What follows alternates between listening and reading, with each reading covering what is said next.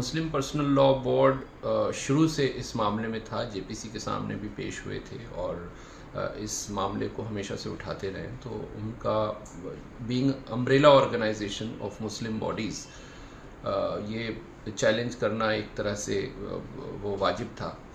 तो वो चैलेंज किया गया है और उसमें ये इश्यूज़ उठाए गए हैं कि ये बहुत ही डिस्क्रिमिनेटरी है, नंबर वन। नंबर टू, ये चूँकि ये रिलीजियस बिलीफ और रिलीजियस चैरिटी से रिलेटेड है, तो इसलिए आर्टिकल 25 का ये वायलेशन होता है, क्योंकि आर्टिकल 25 में कोई भी वक्फ कर सकता है अपने हिसाब से, और उसमें जो उसका पर्पस होता है वक्फ क्रिएट करने का, कि वो मस्जिद बनेगी या वो एक स्कूल बनेगा या एक वो ऑर्फनेज बनेगा, तो वो इस पर्पस स्टेट किया जाता है वक्फ बनाते वक्त।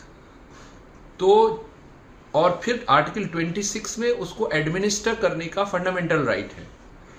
तो ये सारे इश्यूज को इस लेजिस्लेशन के थ्रू डिस्टर्ब किया गया है, और चूंकि 1995 एक्ट में इसका पूरा एक मुकम्मल प्रोविज़न था और 2013 में इसको अमेंड करके जहाँ जहाँ प्रॉब्लम आ रही थी उनको ठीक किया गया था।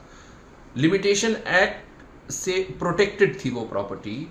उसके बाद जो सेंट्रल वक्फ काउंसिल है, जो पॉलिसी बनाती है वक्फ एडमिनिस्ट्रेशन के लिए, उसकी बॉडीज में आमतौर पे मुस्लिम मेंबर होना इंश्योर किया जाता था, क्योंकि वो रिलीजियस प्रॉपर्टी थी तो मुस्लिम्स करते थे। ये सारे मामलात को इसके ज़रिए डिस्टर्ब किया गया है।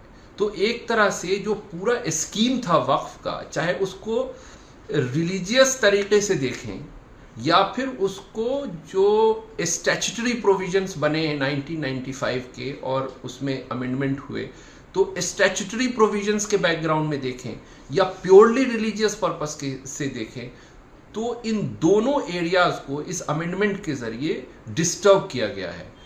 तो ये सारे इश्यूज वहां उठाए गए हैं। और So watching the video, if you like it, please press the like button, share your views in the comment section, and please subscribe to India News TV for more such updates.